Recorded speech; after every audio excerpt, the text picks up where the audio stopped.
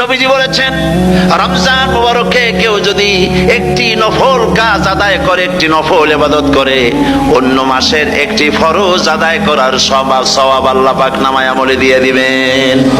রমজান মুবারকে কেউ যদি একটি ফরজ আদায় করে, অন্য মাসের 70টি ফরজ আদায় করার মতো সওয়াব আমল নামায় আল্লাহ দিয়ে দিবেন। সুবহানাল্লাহ। এই মাস আমাদের সামনে। আল্লাহু আকবার বলি, আল্লাহু আকবার বলি, আলহামদুলিল্লাহ। এই পবিত্র মাস আমাদের সামনে। সারা জীবন, সারা মাস অন্যায় করার পরে, গুনাহ করার পরে মানুষের অন্তঃকরণে কালিমা লেগে যায়।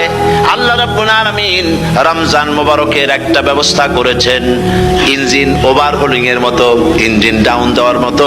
আপনার কালবকে, আপনার আত্মাকে, আপনার বিবেককে, আমার বিবেককে পরিষ্কার করার জন্য রমজান মাস করে দিয়েছেন। রমজান মুবারকের একটি মাসের কোর্স যদি কমপ্লিট করা যায়, তাকওয়া দিয়া যদি ভরে দেওয়া যায়, তাহলে বাকি 11 মাস আরামসে চলবে, কোনো অসুবিধা হবে না।